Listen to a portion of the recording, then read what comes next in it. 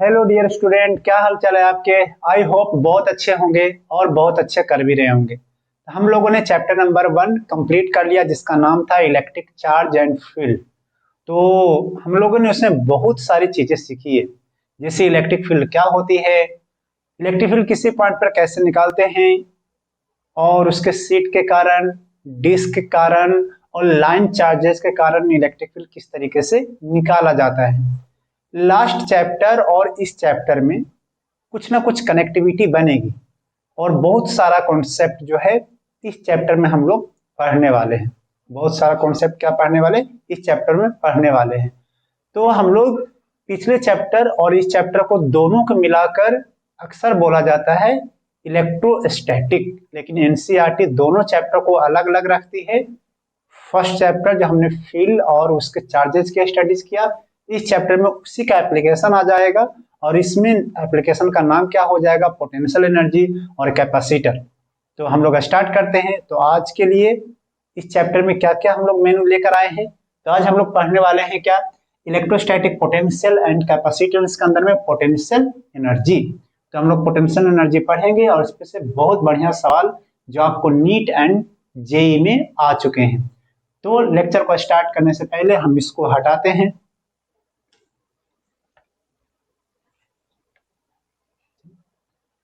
तो सबसे पहले जानते हैं कि पोटेंशियल एनर्जी क्या होती है। तो आपको 11th क्लास में कुछ आइडिया होगा, वर्क एनर्जी पावर में एक पोटेंशियल एनर्जी आती थी। तो पोटेंशियल एनर्जी बेसिकली वो कॉन्फ़िगरेशन है कि कॉन्फ़िगरेशन का मतलब होता है कि अगर कोई सिस्टम हमने बनाया तो बनाने में हमारा कितना एनर्जी उसमें गया है, चाहे हमने कितनी एनर्जी उस पर लगाया है, वो एनर्जी या फिर जो हमने एनर्जी लगाया वो वर्क डन वो सिस्टम में जाके स्टोर होती है। जैसे मान लीजिए एक मार्कर को उठाना है, तो यहाँ है, इस मार्कर को उठाकर मैं यहाँ पर लेकर जाऊंगा तो मैं कुछ ना कुछ काम करूंगा। वो काम जो है, वो वर्क जो है, इस मार्कर को वहां पर सेट करने में एनर्जी उसमें चली गई, that is the potential energy. Simple language इसका पोटेंशियल एनर्जी को कुछ इसी तरीके के समझते हैं। ऐसे तो डेफिनेशन हजार है इसके, लेकिन हमने जो सिंपल सा समझाया वो आप उसको समझ सकते हैं कि कोई भी सिस्टम को बनाने में जो एनर्जी वेस्ट होती है, चाहे एनर्जी जो लगती है, वही हमारा क्या है, पोटेंशियल एनर्जी की फॉर्मेट होती है। लेकिन उस पे जो काम करने वाला है, जो एक्सटर्नल है या फिर उस पे जो काम करती है फोर्सेज, वो सब कंजर्वेटिव होती है, तभी तो जाकर स्टोर होगा। नॉन कंजर्वेटिव होगा तो वो कहीं ना कहीं जाकर वेस्टेज हो जाएगी, स्टोर नहीं होगी। तो इसका मतलब पोटेंशियल एनर्जी का रिलेशन कहीं ना कहीं कंजर्वेटिव फोर्सेस से होती है। तो रियल में पोटेंशियल एनर्जी को अगर हम डिफाइन करते हैं तो हर जगह डेफिनेशन एक ही है, बस अलग अलग फॉर्मेटिंग पढ़ लेते हैं। पोटेंशियल एनर्जी तो मैं इसको सिंपली लिखता हूं कि it is energy associated with configuration of system. System के कॉन्फ़िगरेशन की जो एनर्जी जो होती है, वही हमारा कौन सा एनर्जी कहलाता है, पोटेंशियल एनर्जी। और पोटेंशियल एनर्जी को डिफाइंड कैसे करते हैं, ये तो है तो एक वर्क डन, जो हम काम करते हैं वही वर्क डन उस सिस्टम में जाकर क्या होती है, स्टोर हो जाती है। जो हम लोग काम करते हैं वही वर्क डन उस सिस्टम में जाकर स्टोर हो जाती है। तो वर्क डन जो होता है वो कंजर्वेटिव फोर्स का, वर्क डन किसका फोर्स का, कंजर्वेटिव फोर्स का, ये याद रखना चाहिए कि वर्क डन किसका फोर्स का, कंजर्वेटिव फोर्स का। वो होता है माइनस ऑफ, किसका, minus of change in potential energy, minus of change in potential energy. तो चेंज इन पोटेंशियल एनर्जी को हम लिखते हैं कैसे, माइनस में यू फाइनल माइनस में यू इनिशियल। आप इससे डरे नहीं, आपको देख के अगर आपने 11th की पढ़ाई नहीं किया तो हो सकता है आपको ये चीजें डरा सकती है, बट आप डरे नहीं, वो सिंपल सा एक फंडा है कि कुछ इस तरीके से होगा। तो माइनस के यू फाइनल माइनस में यू इनिशियल एनर्जी। तो work done by conservative force को हम लोग डायरेक्टली माइनस तो हटा देंगे, माइनस को अगर अंदर लेकर जाओगे तो यू इनिशियल माइनस में यू फाइनल। अगर कंजर्वेटिव फोर्स वर्क डन करेगा तो उसके पोटेंशियल एनर्जी को चेंजेज करेगा, उसके पोटेंशियल एनर्जी को चेंजेज करेगा। बस यही चीजें हमको याद करना है और इसी चीज पे हम लोग कई सारे कॉन्सेप्ट को पढ़ लेंगे। बेसिकली 11th क्लास से आया है, ये कहाँ से आया है, 11th क्लास से ये चीजें आई है। Work done by conservative force is equal to में यू इनिशियल माइनस में यू फाइनल। अब इसको नोट कर लीजिए। तो आपने इसको नोट कर लिया होगा।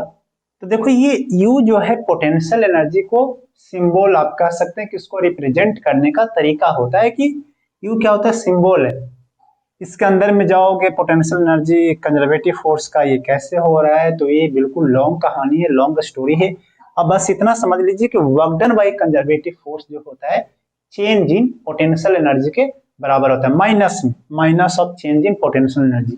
अब अगर इसको हम बोलेंगे कि ये क्या होता है, तो रियल में ये है change in potential energy, change in potential energy minus का चेंज इन में पोटेंशियल एनर्जी। पोटेंशियल एनर्जी आपको याद हो स्प्रिंग के लिए हाफ के एक्स का स्क्वायर होता है। अगर अर्थ पर एक बॉल को ऊपर लेकर जाते हैं कुछ हाइट पे, जैसे हम इसको बोलते हैं कितना का चेंज हुआ, तो हम लोग बोलते हैं कि mgh का चेंज हुआ। रियल में किसी पोटेंशियल एनर्जी एक फिक्स क्वांटिटी नहीं है कि किसी ऑब्जेक्ट का पोटेंशियल एनर्जी कितना होगा। एक्चुअली वो कंबाइंड सिस्टम होता है, चेंज निकालते हैं रियली कि चेंज इन पोटेंशियल कितना होता है। अगर हमने मान लो कि पहले कोई ऑब्जेक्ट रखा हुआ था और वहां पर कोई ऑब्जेक्ट नहीं था, तो अकेले पोटेंशियल एनर्जी को डिफाइंड नहीं होता है। अब हमने एक और ऑब्जेक्ट का लाया, एक सिस्टम बना, तो भाई उस सिस्टम में तो उसकी पोटेंशियल एनर्जी का कितना का चेंजेज हुआ, तो वो चीजें निकालते हैं। तो रियल में पोटेंशियल एनर्जी हम क्या करते हैं, चेंजेज निकालते हैं। क्या निकालते हैं, पोटेंशियल एनर्जी एक चेंजेज। एग्जैक्ट कोई पोटेंशियल एनर्जी हम लोग नहीं निकालते हैं। हम लोग जब भी निकालते हैं तो क्या निकालते हैं, चेंजेज निकालते हैं कि पोटेंशियल एनर्जी में कितना का चेंज हुआ। अब ये पोटेंशियल एनर्जी जो है चार्जेज के लिए किस तरीके से यूज करेंगे उसको हम देखेंगे। हमने तो mgh देखा है, हाफ के एक्स का स्क्वायर देखा है, तो हमने ये तो देखा है, लेकिन चार्ज में किस तरीके से पोटेंशियल एनर्जी इन्वॉल्व होती है उसको हम देखने वाले हैं, है कि नहीं। तो इसको मैं हटा रहा हूँ। पोटेंशियल एनर्जी के फॉर्मूला को देख के थोड़ी बहुत डर लगा होगा कि ये क्या है, कंजर्वेटिव फोर्सेज। कंजर्वेटिव फोर्सेज का मतलब होता है कि एक क्लोज लूप में उसका वर्क डन 0 हो जाना। इससे कई सारे डेफिनेशन फील करने वाले हैं, लेकिन हम एक सिंपल सा डेफिनेशन आपके बारे में चर्चा कर रहे हैं, मतलब पोटेंशियल एनर्जी के लिए, कि कंजर्वेटिव फोर्स वो सब फोर्सेज हैं जिसका वर्क डन एक क्लोज लूप में क्या हो जाता है, 0, है कि नहीं। जैसे नेचर में जितने भी कांस्टेंट फोर्स जनरली जो हैं वो सब कंजर्वेटिव फोर्सेज के अंदर में आते हैं। जैसे mgh फिलहाल जो अपने डायरेक्शन को कांस्टेंट रखती है, ग्रेविटेशनल वाले जो फोर्सेज है, तो ग्रेविटेशनल फोर्सेज रियल में कंजर्वेटिव फोर्सेज है। जैसे कुछ और फोर्सेज है जो कि अपने डायरेक्शन को कांस्टेंट रखती है, जैसे कि स्प्रिंग फोर्सेज, तो वो भी एक कंजर्वेटिव फोर्सेज है। इलेक्ट्रोस्टैटिक फोर्सेज, तो मेन किसकी चर्चा करनी है हमें, इलेक्ट्रोस्टैटिक फोर्सेज की। तो इलेक्ट्रोस्टैटिक फोर्सेज नेचर में कंजर्वेटिव फोर्स होती है। दैट्स वाई हमने पोटेंशियल एनर्जी का नाम लिया। फ्रिक्शन के चैप्टर में हम लोग कभी भी पोटेंशियल एनर्जी का नाम नहीं लेते हैं, क्योंकि फ्रिक्शन एक नॉन कंजर्वेटिव फोर्सेज होती है। तो नॉन कंजर्वेटिव फोर्स में हम कभी भी पोटेंशियल एनर्जी की चर्चा नहीं करते हैं। तो हम लोग जब भी चर्चा करेंगे तो कौन कौन चैप्टर में करेंगे, जिस चैप्टर में कंजर्वेटिव फोर्सेज इन्वॉल्व होगी उस चैप्टर में हम लोग कंजर्वेटिव फोर्सेज की चर्चा या फिर पोटेंशियल एनर्जी की चर्चा हम लोग करने वाले हैं। ठीक है, तो आप बेसिकली समझ गए होंगे कि कंजर्वेटिव फोर्सेज क्या है, और कंजर्वेटिव फोर्सेज का वर्क डन हमेशा माइनस में डेल्टा यू देता है। डेल्टा यू क्या है, चेंज इन पोटेंशियल एनर्जी। अब चेंज इन पोटेंशियल एनर्जी का हम लोग यूज करते हैं इस चैप्टर में। कैसे करते हैं जो देखो, जैसे कि एक चार्ज है जिसका Q1 है और ये हमने फिक्स कर दिया है, और एक चार्ज जो है R1 दूरी पर, कितना दूरी पर, R1 दूरी पर हमने एक चार्ज Q2 रखा।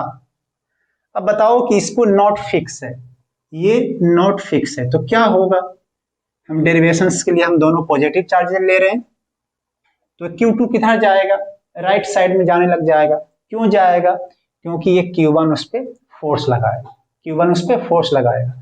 तो इसका मतलब कि इलेक्ट्रोस्टैटिक फोर्स है, रियल में तो इलेक्ट्रिक फील्ड है, फिर इलेक्ट्रोस्टैटिक फोर्स है, तो इलेक्ट्रोस्टैटिक फोर्स क्या वर्क डन करेगा? बिल्कुल करेगा, तभी तो वो आगे की ओर बढ़ेगी, तभी तो वो आगे की ओर बढ़ेगी।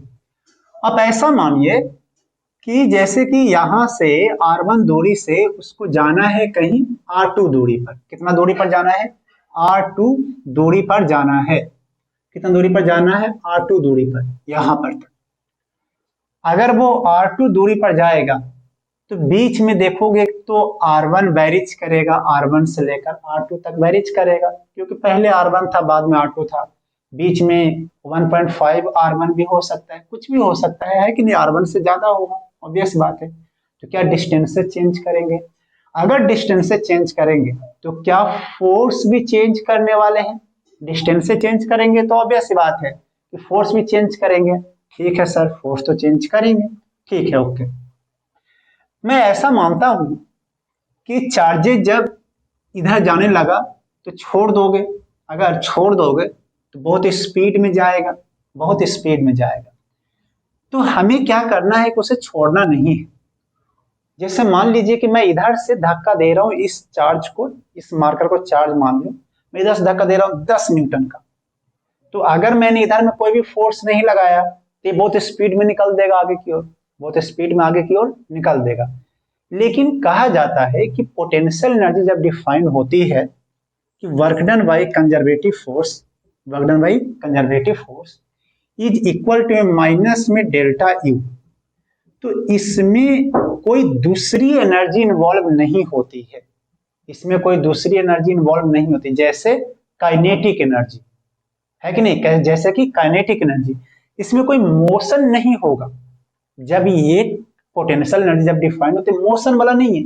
अब ऐसा समझो कि वो धीरे धीरे धीरे धीरे कंजर्वेटिव फोर्स बहुत धीरे धीरे फोर्स लगा है और उसकी पोटेंशियल एनर्जी को रेज किया, तो धीरे धीरे वाला जो फोर्स है, जिस तरीके से उसकी चेंजेज हुई एनर्जी, उसमें कोई भी दूसरी एनर्जी इन्वॉल्व नहीं हुआ। नहीं तो अगर दूसरी एनर्जी इन्वॉल्व होगा तो वो एनर्जी तो दूसरी में चले जाएगा, तो पोटेंशियल एनर्जी को क्या मिलेगा? कुछ भी नहीं मिलेगा। तो अगर मस्त वाला पोटेंशियल एनर्जी डिफाइन करना है तो काइनेटिक एनर्जी ये सबको क्या मानना है? जीरो मानना है। मतलब धीरे धीरे बिल्कुल हुआ है, स्लो स्लो, इतना स्लो कि इसको r1 से r2 जाने में 500 साल लग गए। आप ऐसा मानो कि r1 दूरी से r2 दूरी तक जाने में 500 साल लग चुके हैं, तो सोचो कितना स्लो स्लो जाएगा, है कि नहीं? बहुत स्लो स्लो जाएगा। तो स्लो स्लो जाने के लिए जरूरी होगा कि हम एक एक्सटर्नल आदमी, चार्ज जब यहाँ पर पहुंचेगा चाहे यहाँ पर पहुंचेगा तो हम भी इधर की ओर धक्का देना पड़ेगा। क्यों? क्योंकि ये चार्ज इस पे फोर्स लगाएगा हर पॉइंट पर इधर की ओर। तो अगर मैं छोड़ दूंगा, अगर मैं इसको छोड़ दूंगा तो ये क्या करेगा? उसको स्पीड में लेके चले जाएगा, तो फिर पोटेंशियल एनर्जी का मजा फिर आ नहीं पाएगा। तो हम लोग क्या करने वाले हैं कि अगर ये चार्ज इस वाले चार्ज पे फोर्स राइट साइड में लगा रही है तो मैं उतना ही अमाउंट का फोर्स मैं किधर लगाऊंगा? इधर लेफ्ट साइड में। तो वो धीरे धीरे चार्ज जाएगी, मतलब वो आ रहा है इधर, मैं इसको धक्का दे रहा हूं इधर, तो वो धीरे धीरे धीरे धीरे धीरे धीरे धीरे धीरे आगे की ओर जाएगी। क्या समझ में आ रहा है? ये बात बिल्कुल कॉन्सेप्ट क्लियर वाली बात है। अब ये चार्ज का मोशन जो होगा Q2 का किधर होगा? Right side. इलेक्ट्रोस्टैटिक भी फोर्स किधर लगेगी? Right side. तो उसका वर्क डन कैसा आ जाएगा? पॉजिटिव। उसका वर्क डन कैसा आ जाएगा? पॉजिटिव। और वही वर्क डन माइनस ऑफ किसका हो जाएगा? चेंज इन पोटेंशियल एनर्जी का। वही वर्क डन, ये वाला वर्क डन, कंजर्वेटिव फोर्स का वर्क डन, इलेक्ट्रोस्टैटिक फोर्स का वर्क डन किसमें चेंजेस हो जाएगी? किसमें चेंजेस हो जाएगी? वो हो जाएगी चेंज इन पोटेंशियल एनर्जी का। और work done by conservative force जो होगा वो माइनस इसके बराबर हो जाएगा एक्सटर्नल का। क्यों? क्योंकि जब ये जा रहा था इधर तो उसको धीरे धीरे ले जाने के लिए, धीरे धीरे मोशन देने के लिए क्या आपको भी फोर्स इधर की तरफ लगाना पड़ेगा। तो हम लगाएंगे फोर्स इधर, अब मोशन हो रहा है इधर, तो मेरा फोर्स तो इधर है ना, अब मोशन हो रहा है, तुम धीरे धीरे करने दे रहे हो इधर की तरफ में, तो हमारा वर्क डन कैसा होगा? नेगेटिव। तो मतलब कि हमारा work done is equal to में नेगेटिव ऑफ कंजर्वेटिव फोर्स। ऐसा भी तो बोल सकते हैं, पोटेंशियल एनर्जी को बीच में अगर गायब कर दें तो work done by conservative force जो है वो किसके बराबर हो सकता है? माइनस में work done by external forces, minus में work done by external forces. तो हम वो सब चीजों को दिमाग में रखेंगे और न्यूमेरिकल में खूब गलती करते हैं, इसमें बहुत ज्यादा भर भर के गलतियां होती हैं माइनस प्लस को लेके। हम सारे चीज को समझाएंगे, आप पेशेंस आप बनाए रखिए, आप सीखिए। तो चलिए, तो x दूरी पर हम पहुंच चुके हैं, फिलहाल x दूरी पर हम लोग पहुंच चुके हैं। x पर मान लीजिए छोटा सा डिस्प्लेसमेंट dx हुआ है, और यहाँ पर चार्जेज जो है Q2 वो जा रहा है इधर की तरफ में। फोर्स कितना लग रहा है? k Q1 इंटू में Q2 अपॉन में x का स्क्वायर। तो x दूरी पर फोर्स कितना हो जाएगा? k Q1 इंटू में Q2 अपॉन में x का स्क्वायर। तो work done by conservative force कौन है? Electrostatic force is equal to में कितना हो जाएगा? k Q1 इंटू में Q2 अपॉन में x का स्क्वायर। वर्क डन कितना होता है? फोर्स इंटू में डिस्प्लेसमेंट छोटा सा मान लिया dx। क्यों मानना पड़ गया? क्योंकि x जगह जगह पे वेरीज कर रही है। तो बस इतना ही, और इसको हम लोग क्या कर देंगे? इंटीग्रेट कर देंगे, कहां से कहां तक? R1 से लेकर R2 तक। और यही किसके बराबर हो जाएगा? माइनस क्या? u इनिशियल माइनस में u फाइनल, क्योंकि ऐसे तो था माइनस में डेल्टा u, तो माइनस में डेल्टा u की जगह पर हमने क्या लिख दिया? u इनिशियल माइनस में u फाइनल। ठीक है, जब आप इसको इंटीग्रेट करने के लिए जाओगे तो k Q1 Q2 बाहर आ जाएगा, k Q1 इंटू में Q2 क्या हो जाएगा? बाहर। अंदर की इंटीग्रेशन में बचेगा R1 अपॉन में R2, और ये हो जाएगा dx अपॉन में x का स्क्वायर, और ये कितना हो जाएगा? u इनिशियल माइनस में u फाइनल। और अगर आपने नोट कर लिया हो तो चलिए मैं एक स्टेप और आगे बढ़ा देता हूँ। ये हो जाएगा k Q1 इंटू में Q2, और इसको जब इंटीग्रेशन करोगे तो ये ऊपर जाएगा, तो ये हो जाएगा x पे पावर -2 प्लस में 1 अपॉन में -2 प्लस में 1, और ये हो जाएगा R1 से लेकर R2 तक में, और किसके बराबर है? u माइनस में u फाइनल, u माइनस में u फाइनल। अगर आपने नोट कर लिया हो तो मैं ऊपर वाले पार्ट को हटा देता हूं ताकि मैं इसको और आगे बढ़ा सकूं, तो आप लोग नोट कर लीजिए।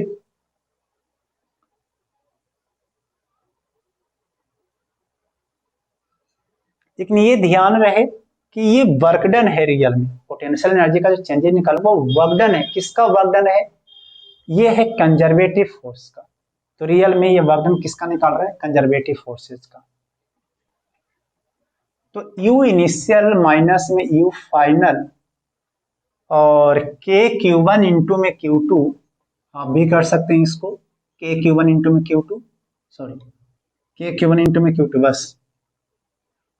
अच्छा, ये -2 प्लस में 1 क्या माइनस हो जाएगा? तो माइनस में बाहर ले लेता हूँ, और यहाँ पर जब रखूंगा वैल्यूज तो थोड़ा सा, और इसको -2 प्लस में 1 -1 तो वो नीचे आ जाएगा, तो 1 अपॉन में r, सॉरी 1 अपॉन में x, ये हो जाएगा R1 से लेकर R2 तक।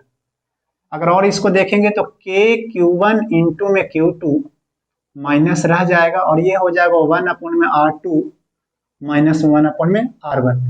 अगर आप चाहें तो माइनस को अंदर लेके चल जाइए, k Q1 इंटू में Q2 1 अपॉन में R1 माइनस 1 अपॉन में R2। हम लोगों ने इसको क्या निकाला है? u इनिशियल माइनस में u फाइनल, या फिर इसको work done by conservative force हमने निकाला है, work done by conservative force निकाला है। ये देखो कि रियल में चेंज इन पोटेंशियल एनर्जी है। ये क्या है? ये क्या है? माइनस का चेंज इन में पोटेंशियल एनर्जी।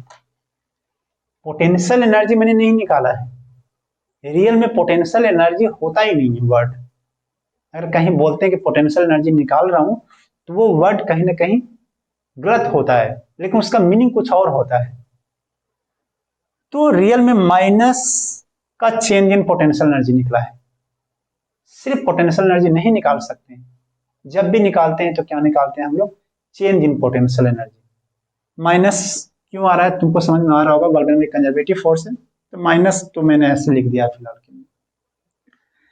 अगर ऐसा सोचो कि जो R2 दूरी था वो बहुत दूर चला गया, वो मतलब आप यहाँ बैठे हुए, वो चला गया अमेरिका चला गया, तो क्या R2 बहुत अच्छा चांद पे चला गया? R2 तो अगर तुम R2 को इनफाइनाइट करोगे तो क्या, जब इनफाइनाइट दूरी पर जब जाएगा तो क्या कोई पोटेंशियल, कोई अट्रैक्शन, कोई रिपल्शन क्या कहलाएगा? नहीं कहलाएगा।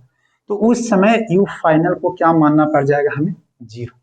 ये एज्यूम करना पड़ता है, ये क्या करना पड़ता है? एज्यूम। तो जब आप ये एज्यूम करोगे तो यू इनिशियल कितना हो जाएगा? के Q1 इंटू में Q2 अपोन में R1, क्योंकि R2 तो हो जाएगा इनफाइनाइट, तो 1 अपोन में R2 इनफाइनाइट, वो तो 0 हो जाएगा। यू इनिशियल क्या हो जाएगा? इसका मतलब कि अगर आप R1 दूरी पर दो चार्जेज हैं Q1 Q2, तो देखो ये पोटेंशियल एनर्जी कहलाया। रियल में चेंज इन पोटेंशियल एनर्जी है, लेकिन कब का चेंज है? एक इनफाइनाइट लिया हुआ है।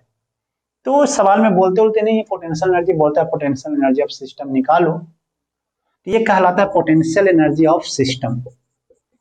पोटेंशियल एनर्जी ऑफ सिस्टम कहलाता है, potential energy of system, change in potential energy. तो आप ये सब बातों को समझ गए होंगे, तो मैं इसको हटा देता हूं। तो इस पे जनरल बातें कर लेते हैं। जनरल बातें क्या है कि जनरल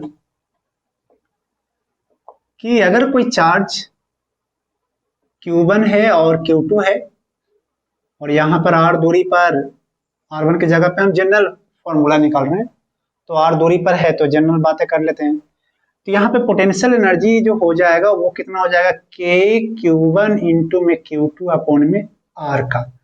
तो this is the general formula to find potential energy. Real में ये पोटेंशियल एनर्जी नहीं है, रियल में ये पोटेंशियल एनर्जी नहीं है। तो ये क्या है? Change in potential energy. ये क्या है? Change in potential energy. Real में ये क्या है? Change in potential energy. जहां पर एक 0 कहां पे माना गया है? इन्फिनिटी पर एक क्या हमारा मान लिया गया है? 0। इन्फिनिटी पे क्या मान लिया गया? 0। रियल में चेंज इन पोटेंशियल एनर्जी होता है, लेकिन हम ऐसे फिलहाल कर सकते हैं के Q1 इंटू में Q2 अपॉन में R को। इसके बारे में कुछ और पॉइंट की चर्चा कर लेते हैं। ये तो रियल में U initial minus mu final का वैल्यू है कि नहीं? ये रियल में U initial minus mu final की वैल्यू अगर आप देखेंगे तो आपको याद होगा, तो you initial minus mu final, और यू फाइनल क्या हो गया था? 0, है कि नहीं? तो वर्क डन अगर आपको निकालने के लिए बोले work done by external force, sorry work done by conservative force, तो आप क्या लिखोगे? माइनस में, चाहे आप ऐसे ले तो यू आई, चलो एक काम करते हैं, माइनस में यू फाइनल माइनस में यू इनिशियल, माइनस का लिखो कि नहीं लिखोगे? अगर तुमको work done by conservative force बोलता है तो आपको यही लिखना पड़ेगा, बिल्कुल सही है। या फिर यू इनिशियल माइनस में यू फाइनल, फाइनल क्या हो जाएगा? वहां पे इन्फिनिटी पर 0। या फिर इसी चीज को मैं ऐसे लिखता हूं कि work done by external agent. ये समझना, क्योंकि यही न्यूमेरिकल में काम आता है और कुछ आने वाला नहीं है। आप इसी को भूल जाते हैं, बहुत लोग को मिस्टेक्स होती है प्लस माइनस को लेके, तो आप यहाँ पे क्लियर कर लीजिए। Work done by external force को क्या लिखूंगा? माइनस में work done by conservative force, minus में work done by conservative force. Minus क्यों आ रहा है कंजर्वेटिव फोर्स का माइनस? क्योंकि ध्यान होगा डेरिवेशंस में कि जो कंजर्वेटिव फोर्स था वो फोर्स लगा रहे थे इधर, और जो बाहर वाले जो फोर्स थे एक्सटर्नल फोर्स वो लगा रहा था इधर, तो क्या यही था? माइनस में उल्टा हो जाएगा। अच्छा, work done by conservative force होता है माइनस का माइनस ऑफ डेल्टा यू, तो ये क्या हो जाएगा? सिर्फ डेल्टा यू के बराबर। यानी कि एक्सटर्नल आपने यू फाइनल माइनस में यू इनिशियल लगा दिया। सोचो, यू फाइनल माइनस में एक लाइन और भी लिख दो, इसको जितना आप इसको समझ सके उतना कम है। अगर आपने यू फाइनल माइनस में यू इनिशियल लगा दिया तो वर्क डन बाय एक्सटर्नल आएगा। अगर सवाल में बोल रहा है कि work done by external force निकालना है तो आपको फाइनल पोटेंशियल एनर्जी माइनस में इनिशियल पोटेंशियल एनर्जी निकालना है। फाइनल पोटेंशियल एनर्जी माइनस में इनिशियल पोटेंशियल एनर्जी निकालना है। क्या बात समझ में आ रहा है? अगर आपको पूछा work done by conservative force निकालना है, क्या पूछा work done by conservative force निकालना है, तो इनिशियल एनर्जी माइनस में फाइनल पोटेंशियल एनर्जी, मतलब इनिशियल पोटेंशियल एनर्जी माइनस में फाइनल पोटेंशियल एनर्जी का डिफरेंस होता है। हम एक सवाल के जरिए समझेंगे तो और भी ज्यादा क्लियर होगी। क्या बात समझ में आ रहा है? या फिर आपने work done by conservative force निकाल दीजिए, उसी का माइनस ले लो, उसी का क्या ले लो, माइनस ले लो, तो वर्क डन बाय क्या आ जाता है, एक्सटर्नल फोर्स। समझ रहे हैं बात को? तो ये एक बहुत अच्छा सा कॉन्सेप्ट है जो आपको याद करने के लायक है। अगर आप इसको समझ चुके हैं तब तो बहुत रास्ता आसान होने वाला है, अगर आप इसको नहीं समझे तो रास्ता बहुत कठिन है। कुछ पॉइंट चर्चा कर लेते हैं। ये जो पोटेंशियल एनर्जी है वो उसका यूनिट क्या होता है? पहले तो कैसे क्वांटिटी है पोटेंशियल एनर्जी, ये सब बोर्ड के लिए लिखवा रहा हूँ। पोटेंशियल एनर्जी कैसे क्वांटिटी है? Scalar quantity. तो स्केलर क्वांटिटी, तो स्केलर क्वांटिटी में क्या खासियत होती है? स्केलर क्वांटिटी में खासियत होती है कि आप उसको सीधे ऐड कर सकते हो। अब जैसे चाहो जैसे वो क्या कर सकते हो, ऐड कर सकते हो, प्लस माइनस। जैसे आपको सिंपल स्केलर को कैसे ऐड करते हैं, 5 + 2 को कैसे करते हैं, 5 + 2 7, तो आप इसको उसी तरीके से ऐड भी कर सकते हैं। इसका यूनिट क्या होता है? यूनिट पोटेंशियल एनर्जी है, एनर्जी की सारी यूनिट क्या होती है, जूल होती है।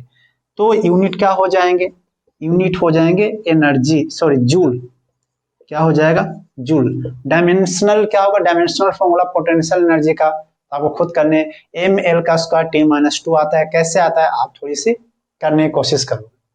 तो इसको मैं बोर्ड को हटा देता हूं ताकि मैं आगे पढ़ा पाऊं। तो पोटेंशियल एनर्जी K(Q1) × में Q2 में R पे चर्चा कर रहे हैं। अब देखो एक बार और बात है कि जब भी पोटेंशियल एनर्जी में R नीचे स्क्वायर नहीं है, अगर R का स्क्वायर कर दोगे तो फिर क्या आ जाएगा, फोर्स आ जाएगा। तो पोटेंशियल एनर्जी में नीचे सिर्फ R है। R क्या है? R is the distance between two charges from the centre of charge. Centre of charge से R दूरी होता है।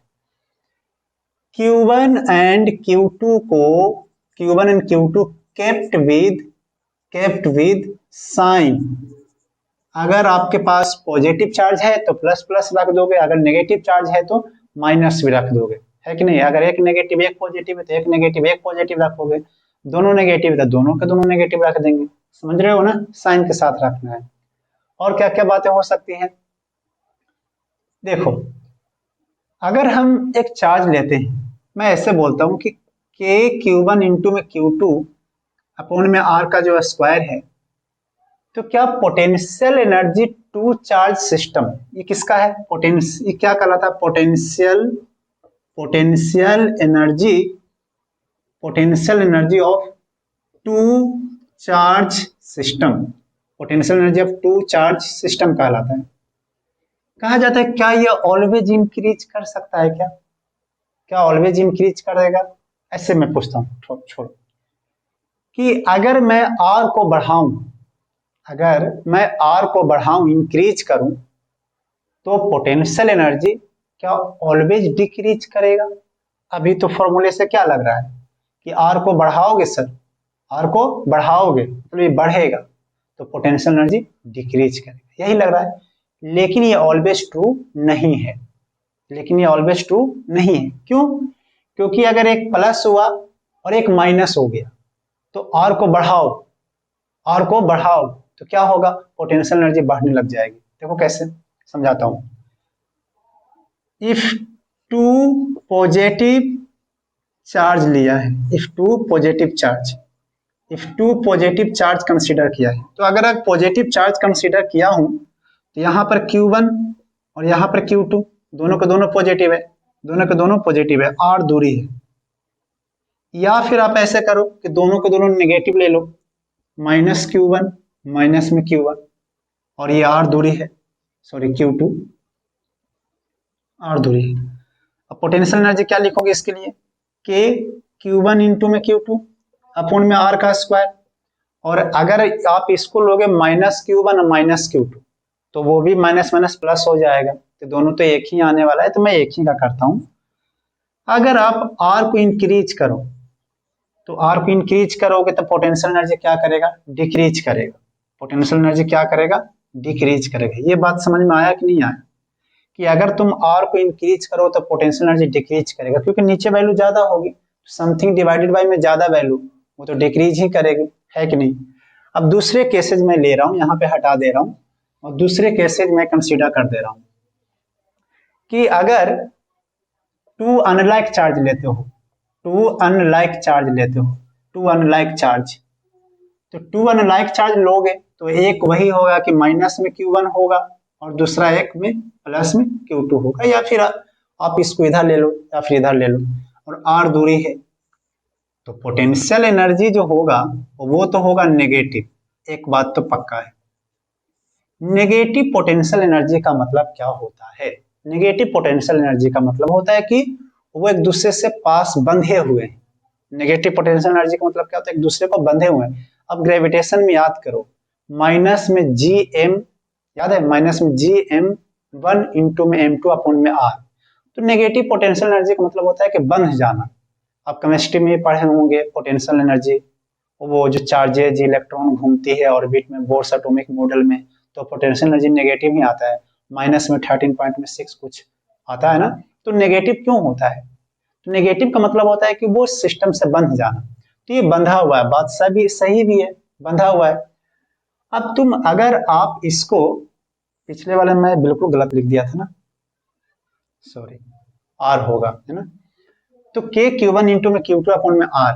अब तुम R को अगर इंक्रीज करोगे, R को अगर इंक्रीज करोगे तो जैसे इंक्रीज करने का मतलब, जैसे पहले वैल्यूज था, मान लेते हैं कि ऊपर की वैल्यूज में एक डेटा देता हूँ कि माइनस में 3 है, और नीचे जो है मान लेते हैं कि 1 है, मान लिया जाए 1 है, R की वैल्यू 1, ऊपर की वैल्यू -3, समझने के लिए लिख देता हूँ।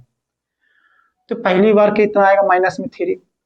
अब तो नीचे की वैल्यू बढ़ाओ, 2 कर दो, तो -3 अपन में 2 कितना हो जाएगा? -1.5। अब तुम बताओ इन दोनों में से कौन ज्यादा वैल्यू है? इन दोनों में से कौन ज्यादा वैल्यू है? तुम बोलोगे सर तुम 1.5, नेगेटिव तो उल्टा होता है, तो ये ज्यादा है, तो मतलब R को बढ़ाया तो पोटेंशियल एनर्जी भी क्या हो गई? बढ़ गई। वाइस वर्सा भी R को अगर कम करोगे तो पोटेंशियल एनर्जी कम होगा। तो अगर आपसे कोई सवाल करे कि two charge system separated at a distance R, और अगर हम R को इंक्रीज कर रहे हैं तो potential always increases, always decreases, या फिर may be increases, may be decreases, तो answer will be may be increases, may be decreases. क्यों? क्योंकि वो टू चार्ज बोला है, ये बिल्कुल भी नहीं बोला है कि एक प्लस है या फिर एक माइनस है या फिर दोनों प्लस है। तो सारे केसेज में भी पॉसिबल है कि नहीं? तो ये इंटरेस्टिंग बात थी पोटेंशियल एनर्जी के बारे में, तो आप इसको नोट कर लीजिए। अगले पॉइंट की तरफ बढ़ते हैं। तो फॉर्मूला आपने देखा कि फॉर्मूला में 2 ही चार्ज आए हैं, आए थे कि नहीं आए थे? 2, 3 चार्ज, 5 चार्ज नहीं थे, 2 चार्ज थे। तो इसका मतलब कि अब आप जो फॉर्मूला हमने सीखा है, अब फॉर्मूला इज वैलिड, अब formula is valid for two charge system, अब pair of charge system, two charge system के लिए ही फिलहाल वैलिड है, टू चार्ज सिस्टम के लिए। लेकिन अगर 2 चार्जेस से ज्यादा अगर आ जाए तो क्या करेंगे? तो कहा गया कि अगर 2 चार्जेस से ज्यादा अगर आ जाती है तब टू चार्ज सिस्टम का पेयर बनाइए। अगर 2 चार्जेस से ज्यादा आ गया तो क्या बनाइएगा? टू चार्ज सिस्टम का पेयर। जैसे कि मान लेते हैं कि एक एग्जांपल लेते हैं, चाहे ऐसे करते हैं, potential energy for system of charges, बहुत सारे चार्जेस का सिस्टम है, सिस्टम ऑफ चार्जेज। जैसे मान लीजिए कि एक चार्ज यहाँ पर है Q1, एक चार्ज यहाँ पर है Q2, एक चार्ज यहाँ पर है Q3, है कि नहीं? हमने 3 ले लेते हैं फिलहाल के लिए। अब 3 चार्ज के बीच की कुछ ना कुछ दूरी भी होगा, कुछ ना कुछ दूरी होगा। जैसे मान लेते हैं कि R1 है, या R2 है, R3 है, तो कैसे निकालोगे? तो बोला गया कि सारे चार्जेस का पेयर बना लो। जैसे एक पेयर बनेगा Q1 और Q2 का, और दोनों के बीच की दूरी R2। दूसरा पेयर क्या बनने वाला है? Q2 एंड Q3 का, और ये R3। नेक्स्ट क्या बनने वाला है? ये Q1 एंड Q3 का, और ये R1, यही बनने वाला है। तो टोटल पोटेंशियल एनर्जी जब लिखना होगा तो क्या लिखोगे?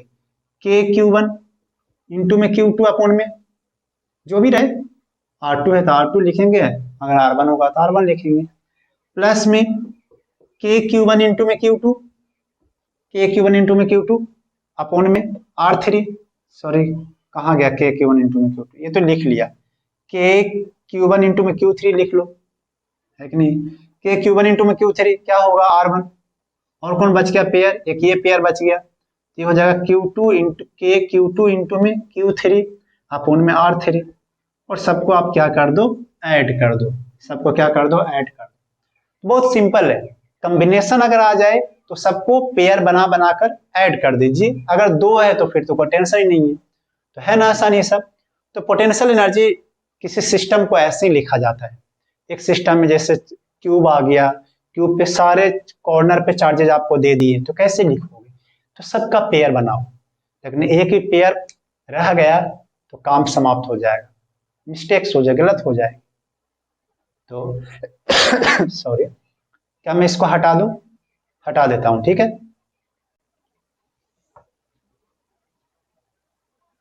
तो अब बढ़ते हैं न्यूमेरिकल की तरफ, लेकिन न्यूमेरिकल करने से पहले आपको याद दिला देता हूं कि कंजर्वेटिव फोर्स का वर्क डन पूछेगा, क्या पूछेगा, कंजर्वेटिव फोर्स का वर्क डन, तो यू इनिशियल माइनस में यू फाइनल करना है। एक्सटर्नल फोर्स का वर्क डन पूछेगा तो you final minus you initial करना है, उल्टा करना है, या फिर अगर आपको कंजर्वेटिव फोर्स का वर्क डन मालूम है तो आप सीधे उसको माइनस लगा दीजिए, तो एक्सटर्नल फोर्स का वर्क डन आ जाएगा। तो हम एक सवाल ले लेते हैं, एससीबी का एक सवाल है, सॉल्व एग्जांपल में।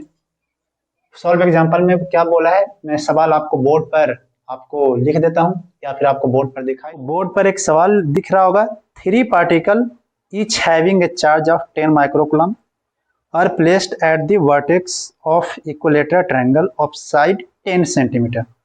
Find the work done by a person, मतलब क्या पूछ रहा है, वर्क डन बाय पर्सन का मतलब एक्सटर्नल वर्क डन पूछ रहा है, in pulling them apart to infinite separation. तो इसको हम देख लेते हैं कैसे करना है। सवाल बस यही है कि सारे कॉर्नर पे 10 माइक्रोकुलम का चार्ज रखा हुआ है, 10 माइक्रोकुलम, 10 माइक्रोकुलम और 10 माइक्रोकुलम, और सबके बीच की दूरी भी देकर रखा है 10 सेंटीमीटर और 10 सेंटीमीटर, है ना, सबके बीच की दूरी देकर रखा है 10 सेंटीमीटर, इक्विलेटरल ट्रायंगल है तो 10 सेंटीमीटर। अब सवाल है बहुत आसान, सवाल है बहुत आसान, ऐसे ऐसे बोर्ड में कई सारे सवाल आ चुके हैं और नीट में भी ऐसे सवाल आते हैं। अब सवाल में पूछा है कि इसको अगर मैं तीनों चार्ज लाया, तुमने रखा, ठीक है, रखा, तुमने काम किया होगा, कोई बात नहीं, अगर तुम इसको इनफाइनाइट पर लेके चले जाए, मतलब इसको तहस नहस कर दिया, तोड़ के इसको तहस नहस कर दिया, तो तोड़ने में, इसको सेपरेट करने में, इनफाइनाइट तक ले जाने में कितना काम करना पड़ेगा, समझ में आ गया। तो work done by external force जो होगा, work done by external force, वो क्या लिखोगे, वो तो तुम लिखोगे यू फाइनल माइनस में यू इनिशियल, लिखेगा कि नहीं लिखेगा, पक्का लिखेगा ना। अगर सवाल में पूछता कि अगर इफ रिलीज करेंगे, क्या करेंगे, रिलीज कर देंगे, और चाहे हम इसको लेके चल जाए इनफाइनाइट पर, और तुमसे पूछे कि work done by conservative force क्या होता, चाहे work done by electrostatic force कितना हो जाता, तो तू क्या लिखता, इसको उल्टा करता है, यू इनिशियल माइनस में यू फाइनल, समझ में आ रही होगी बात। लेकिन उसने बोला कि work done by a person to pulling apart to the infinite, infinite पे लेके जाना है, तो ऑब्वियस सी बात है, यही फॉर्मूला लगेगा, यू फाइनल माइनस में यू इनिशियल। अब यू फाइनल क्या होगा इनफाइनाइट पर, सोचो, 0, और यू इनिशियल क्या होगा वो निकाल लेते हैं। तो यू इनिशियल निकालने के लिए कोशिश करते हैं, निकालते हैं। तो यू इनिशियल में तो एक चार्ज तो है नहीं, मतलब दो चार्ज तो है नहीं, पेयर है, तो देखो कितने पेयर, एक पेयर, दो पेयर और तीन पेयर, तीनों पेयर को हम लोग निकाल लेते हैं। तो ये हो जाएगा कितना, k इंटू में Q1 इंटू में Q2, सब तो एक ही है ना, k इंटू में Q1 इंटू में Q2, तो Q1 इंटू में Q2 एक ही है, तो 10 माइक्रोकुलम का होल स्क्वायर अपोन में सेंटीमीटर, तो इसको मीटर में बदलते हैं जूल में करने के लिए, 10 पे माइनस में 2, क्या बात समझ में आ गई। और ये तो एक है, वैसे एक और होगा, ऐसे एक और होगा, 3 से मल्टीप्लाई कर दे डायरेक्ट, 3 से मल्टीप्लाई कर देते हैं, चार्जेज अलग अलग होता तो 3 से मल्टीप्लाई नहीं करते, तुमको ही मालूम है, लेकिन चार्जेस सेम है, डिस्टेंसेस सेम है, तो 3 से मल्टीप्लाई कर दिया। तो इसको जब सॉल्व करूंगा तो जब सॉल्व करोगे तो ये आ जाता है माइनस में 27 जूल, सॉरी अभी तो ये आएगा प्लस में 27 जूल, लेकिन जब इसमें रखोगे work done by external force में, work done by external force में, तो ये जीरो है, ये माइनस में, और यू इनिशियल जो होगा वो 27 जूल, तो ये हो जाएगा माइनस में 27 joule is the correct answer. तो माइनस में 27 जूल। अब समझो कि माइनस में 27 क्यों आया, उसको समझते हैं। पहले देखो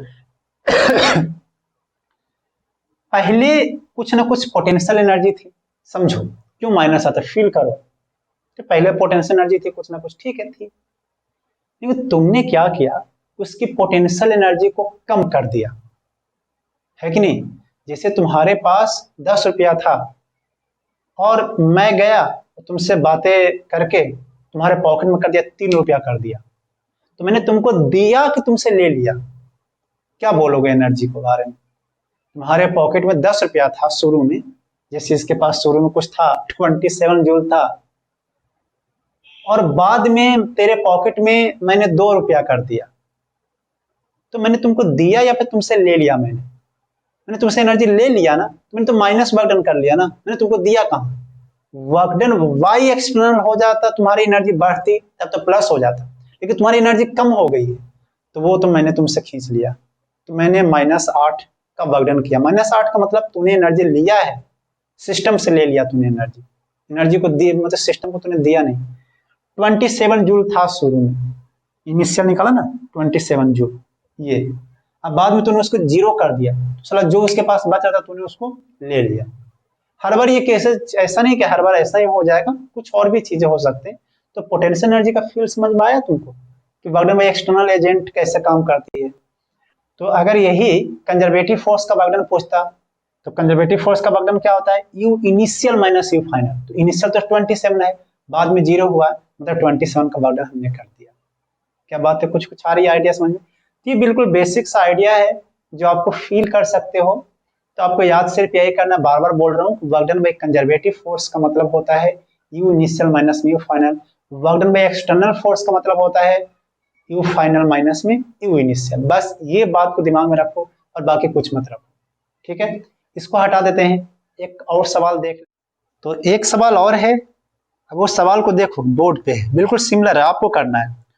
how much work has to be done in assembling 3 charges particle at the vertex of an equilateral triangle as shown in figure। तो साइड 10 सेंटीमीटर ही है और चार्जेस सब पे अलग अलग है। तो मैं वो करता हूँ, आपने सवाल देख लिया होगा, चलो आप ट्राई कर लो, है ना, बहुत आसान सा है, आंसर आपको पता भी है। स्क्रीन को पॉज कर लो और ट्राई करो, ठीक है। चलिए आपने हम करें, देखो ये जो है 10 सेंटीमीटर का है, और ऐसा सवाल को ऐसे समझो, मैं चार्जेज एक बार देख लेता हूँ कितना कितना चार्जेज है, 2 है 3 है 4 है। हाँ, आप ऐसे समझो कि दुनिया में कोई चार्ज नहीं था। सवाल क्या पूछा है, बोला है कि आप ये तीनों चार्जों को जब असेंबल करोगे तो कितनी एनर्जी आपकी लगेगी। तो क्या work done by external force पूछ रहा है कि नहीं पूछ रहा है, work done by external forces पूछ रहा है। तो ऑब्वियस बात है, फाइनल पोटेंशियल एनर्जी माइनस में इनिशियल। अब इनिशियल चार्जेज कहाँ है, कुछ नहीं बोला है, इनिशियल चार्जेज कहाँ पे है। तो इनिशियल चार्जेज कहाँ पे कुछ नहीं बोला है, तो ये मान के चले कहाँ से आ रही है, इनफाइनाइट से। कहाँ से आ रही है, इनफाइनाइट से। अगर तुम पहला चार्जेज को रखोगे, लाया तुम आ रहा है इनफाइनाइट से, आ रहा है मस्ती में, और तुमने चार्जेज को यहाँ पे रख दिया, तो 2 × 10⁻⁵ कूलम। क्या तुमको कोई भी काम करना पड़ेगा, क्या कोई भी काम करना नहीं पड़ेगा। क्यों, क्योंकि यहाँ पर कोई चार्ज इसको रिपल्सन करने के लिए है ही नहीं, कोई भी चार्ज रिपल्सन करने के लिए नहीं। समझ में आया, तो कोई एनर्जी खपत नहीं हो। लेकिन जैसे ही तुम दूसरे चार्ज को पकड़ोगे, बोलोगे भैया तुमको चलो मैं एक जगह लेके जाता हूँ, तो जब यहाँ पे लाओगे तब तुमको काम करना पड़ेगा। क्यों काम करना पड़ेगा, क्योंकि भैया ही पहले से यहाँ बैठा हुआ है, बोलेगा साला मैं तो आने नहीं दूंगा, मैं तो आने नहीं दूंगा। क्यों नहीं आने दूंगा, क्योंकि मैं तो रिपल्सन लगाऊंगा। तो एक्सटर्नल बोलेगा अरे यार अब तो काम करना पड़ेगा। तो काम किसके अगेंस्ट में काम करना पड़ेगा, इसके अगेंस्ट में। है कि नहीं? किसके अगेंस्ट में काम करना पड़ेगा? इसके अगेंस्ट में। तो कितना काम करना पड़ेगा? के Q1 इंटू में Q2 अपॉन में R, that is the potential energy. क्योंकि उस सिस्टम में पोटेंशियल एनर्जी फॉर्मेशन होगी। जैसे तुम चार्ज ला के यहाँ रखोगे तो जो काम करोगे वो काम जाएगा कहाँ? तो वो सिस्टम की पोटेंशियल एनर्जी में स्टोर होगी। और फीलिंग पोटेंशियल एनर्जी कैसे स्टोर हो रही है सिस्टम में? अब तुम सोचो कि तीसरा चार्ज को ला रहे हो, तो अब तो यहाँ पर उसको धक्का देने वाला कौन कौन है? कौन कौन है धक्का देने वाला? ये भी है, ये भी है। तो अब ये जो एक्सटर्नल एजेंट है, कितनों लोग से लड़ना पड़ेगा? इन दोनों से लड़ना पड़ेगा, क्योंकि तो चार्ज को ला के यहाँ पर रखना है। तो दोनों से जब लड़ोगे तो भाई लड़ो, तो चार्ज को लाओ, तो यहाँ पर जब ला के रखोगे तो ये कितना हो जाएगा? 4 इंटू 10 पे पावर माइनस में 5 कूलम। तब इसकी पोटेंशियल एनर्जी जनरेट हो जाएगी।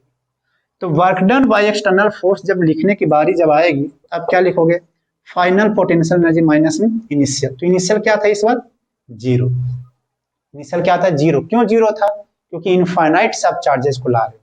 क्यों 0 था? क्योंकि आप कहां से ला रहे हो चार्जेस को? इनफाइनाइट से। आई होप कि आप समझ पा रहे होंगे कॉन्सेप्ट को, कैसे कैसे यूज किया जा रहा है। अब यू फाइनल को देखो, तो यू फाइनल फिर से पेयर बनेंगे सॉरी, फिर से पेयर बनेंगे, 1 2 3 पेयर। पहला अगर मैं बेसिक तरीके से मैं बताऊं तो आप तो कर लोगे, सवाल कर लोगे, मुझे पता है आपको आता है। क्या पहले वर्क डन 0 होगा? मैं बताता हूँ जैसा फील करो। पहले वर्क डन 0 होगा। क्यों 0 होगा? क्योंकि कोई नहीं था। जब दूसरी बार जब आएगा तो क्या दूसरा चार्ज इसको लाया था, तो क्या सिर्फ इसका पोटेंशियल एनर्जी बनेगा? तो कितना बनेगा? के इंटू में 2 इंटू में 10 पे पावर माइनस में 5 इंटू में 3 इंटू में 10 पे पावर माइनस में 5 अपॉन में 10 सेंटीमीटर को 10 इंटू में 10 पे पावर माइनस में 2। समझ में आ रहा है? फाइनल सब लिख रहा हूं, अभी और भी है। जब तीसरे चार्ज को ला रहा था कहीं पर, तीसरे चार्ज को ला रहा था तो कितने लोग से लड़ना पड़ेगा? 2 से लड़ना पड़ेगा। तो दोनों का लिख देते हैं यार, प्लस में लिख दो। किसको लिखोगे? इसको लिख लो, कोई बात नहीं। के इंटू में 3 इंटू में 10 पे पावर माइनस में 5 इंटू में 4 इंटू में 10 पे पावर माइनस में 5, एक से तो लड़ लिया, अपॉन में 10 इंटू में 10 पे पावर माइनस में 2, फिर प्लस में इससे के इंटू में 2 इंटू में 10 पे पावर माइनस में 5 इंटू में 4 इंटू में 10 पे पावर माइनस में 5 अपॉन में 10 इंटू में 10 पे माइनस में 2। ये क्यों लिख रहा हूँ 10 इंटू में 10 पे पावर माइनस में 2? क्योंकि मीटर में हमको लेना है, ऐसा यूनिट में, तभी तो जूल में आएगा। अब ऐड करके जो भी आया माइनस में 0, क्योंकि यू इनिशियल 0। ऐसा मत कर देना, ये काट मत देना भैया ऐसा कोई कॉन्सेप्ट नहीं है। ये 0 क्यों लिखा है? फील दिलाने के लिए। आप ये ना भी लिखते तो कोई सब काम चल जाता। आप इसको सॉल्व करके जो भी आंसर आए आप नोट कर लेना। एससीबी का सवाल है, एससीबी मतलब एससी वर्मा, तो उनका सवाल है, बहुत प्यारा सा सवाल है तो बहुत आसान सा, लेकिन आपको कॉन्सेप्ट सिखाने की हमने कोशिश किया है। ठीक है, इसका आंसर मैं बता दूं क्या देख के? ऐसे तो कैलकुलेट करना पड़ेगा, टाइम को बचाने के लिए इसका आंसर मैं बता देता हूँ।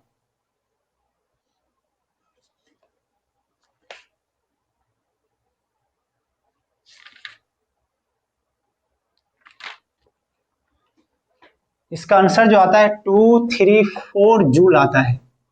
234 जूल, 234 जूल। अब सॉल्व करना, देखना 234 जूल आता है। ओके, हटा दो इसको। चलो, समझ गए हो कॉन्सेप्ट को? अभी नहीं समझे तो फिर कब समझोगे? यही तो सबसे आसान तरीका से मैंने समझाया, चीजों को फील करवाया हूं। अच्छा, बोलता है कि work done by electrostatic force कितना होता, तो क्या यही को मैं माइनस में 234 कर देता? ये तो एक्सटर्नल का है। अब ये दिमाग में मत रखना कि एक्सटर्नल हमेशा माइनस आएगा, एक्सटर्नल हमेशा प्लस में आएगा, वर्क डन में कंजर्वेटिव हमेशा प्लस में आएगा, वर्क डन में कंजर्वेटिव हमेशा माइनस में। ये बिल्कुल मत रटो। देखो पिछले वाले सवाल में -27 आया, इस वाले सवाल में +234 आया। तो सिचुएशन को समझो ना।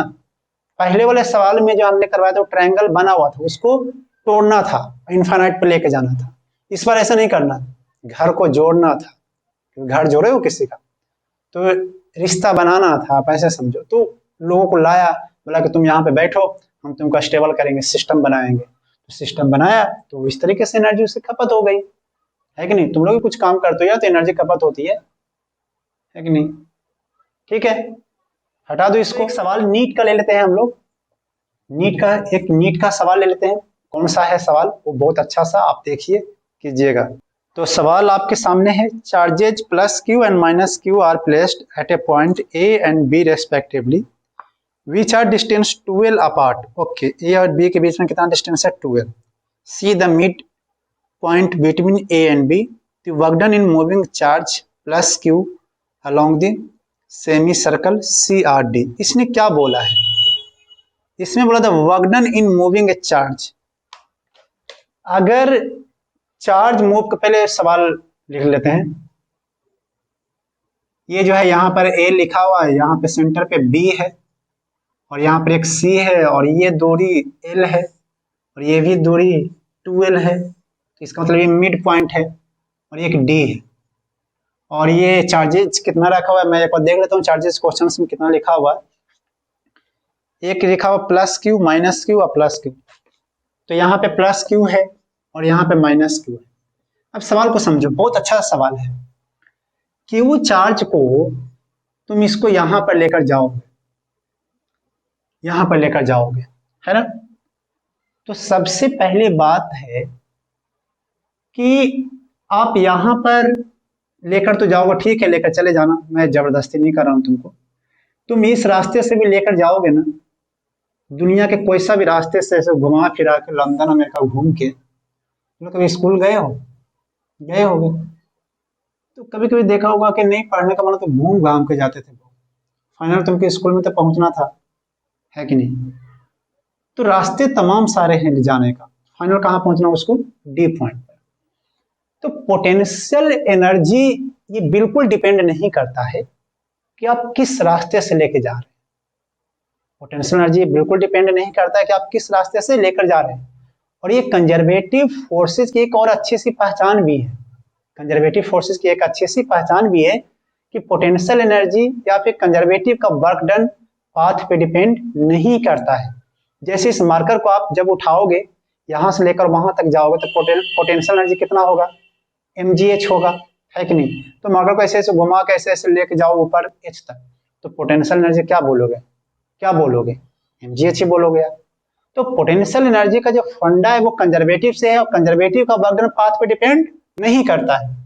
सेम कहानी यहाँ पर है, ये सिर्फ डराने के लिए बोला है कि आप ऐसे लेकर जा रहे हो, है कि नहीं। लेकिन सवाल एक बड़ी गहरी सोच है, सवाल में किसका वर्क डन निकालना है ये कुछ बोला नहीं है। पहली बात समझो कि सवाल में किसका वर्क डन निकालना है, आप सोच के बताओ किसका वर्क डन निकालना है। मैं तो बताऊंगा ही किसका वर्क डन निकालना है, बोलो किसका वर्क डन निकालना है। नहीं पता ना, ठीक है। ये लाइन बोला कि work done in moving a charge from C to D, by तो नहीं बोला ना, वर्क डन बाई एक्सटर्नल। खासियत है अगर कुछ तुम्हें लगे कि एक्सटर्नल के द्वारा तो नहीं बोला है, वर्क डन बाई एक्सटर्नल नहीं बोला है, अगर उसको निकालना होता तो दूसरी भाषा किसी तरीके से वर्क डन बाई एक्सटर्नल बोलता, जैसे पिछले वाले सवाल में करवाया था। कुछ ना बोले फिर भी सब कुछ बोलता है मजाक कर रहा हूं, कुछ ना बोले तो समझ जाइए कि work done by conservative force बोल रहा है, work done by conservative force बोल रहा है।